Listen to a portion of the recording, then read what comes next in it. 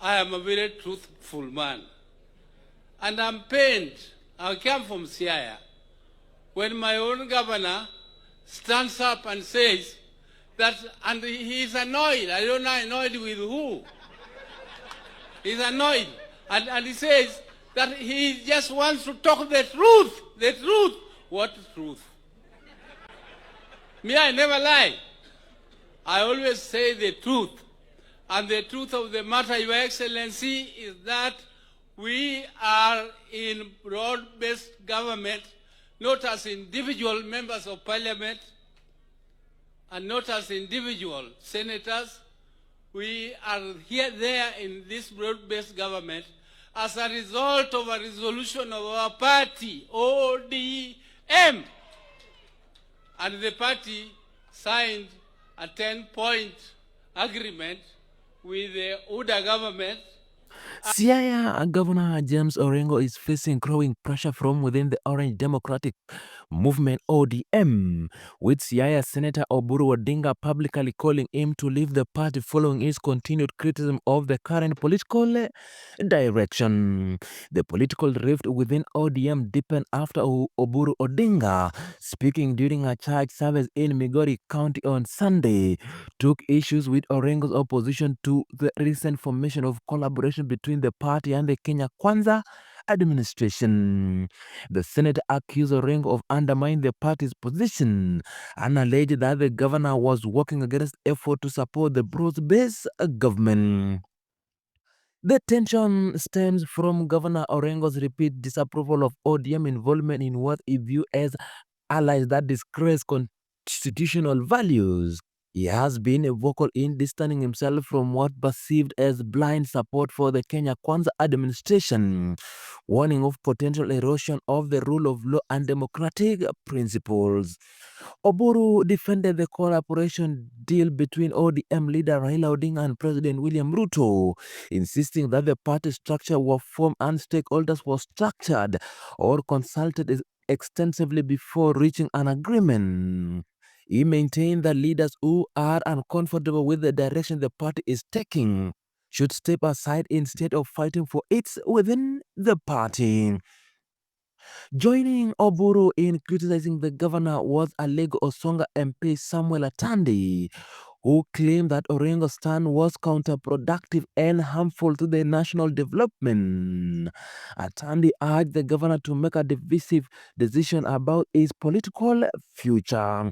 Further, support for the party collaboration with the Kenya Kwanza came from the Treasury Cabinet Secretary John Mbadi, who subsequently criticized Orengo's position while retaliating his full backing for the government broad unity agenda. The ongoing discord point to deepen ideological and strategic disagreement within ODM as the party navigates the changing political landscape and attempts to redefine its role in Kenyan's political governance. Orengo, political future and its continued place in ODM remain uncertain as call for internal party loyal grow louder. And I listened very keenly to the clergy when they were speaking. They talked of a second chance, a second chance. And Your Excellency, personally, I am a very truthful man. And I'm pained. I come from Siaya. When my own governor stands up and says that, and he's annoyed. I don't know annoyed with who. He's annoyed. And he says that he just wants to talk the truth. The truth. What truth? Me, I never lie. I always say the truth. And the truth of the matter, Your Excellency, is that we are in broad-based government, not as individual members of parliament, and not as individual senators. We are there in this broad-based government as a result of a resolution of our party, ODM. And the party signed a 10-point agreement with the UDA government, and that all of us were there. Those who are annoyed, who think that this broad-based government is not right. They are actually vomiting on us from within. Why don't they get out and vomit from without? Because we want our party ODM to have a nice smell, and we want to move on with our people. And before these agreements were signed, there was a lot of consultations. Raila went round as the party leader of ODM, consulting. He came to Migori here, he did the same.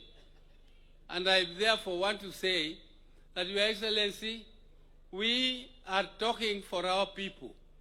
When we are being told that we have to fight for our rights, we have to fight for our rights.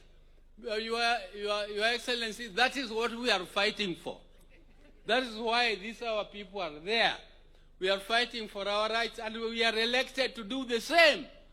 The governor is not a given mandate to fight for his people. He is given mandate to serve his people, and he is given resources to serve his people. This is the time to serve your people. It is not the time to fight for their rights. Which right more than what they eat?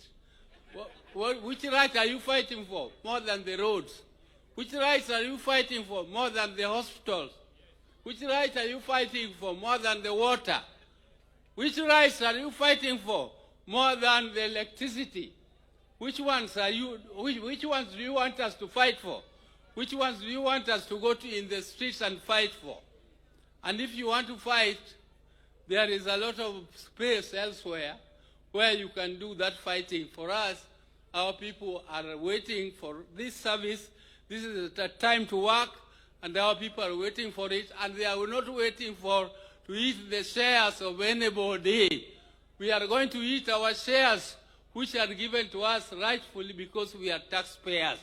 Like any other Kenyan, we are also taxpayers, and our people have a right, and I don't know where else you want to fight. We are fighting for that in the Senate. We are fighting for that in Parliament. We are fighting for that with His Excellency, the President, who is seated here, is the head of the executive. So let him do his part, and let the governors also do their part, and let us serve our people. When elections come, then those who are opposed to what we are doing, let them come up, and people will fairly compete in a democratic space created by our Constitution and by the rule of law. So that, Your Excellency, that's all I want to say. I thank you very much, and the clergy, asante sana, for the preaching, and asante. Thank you. Asante sana. Asante.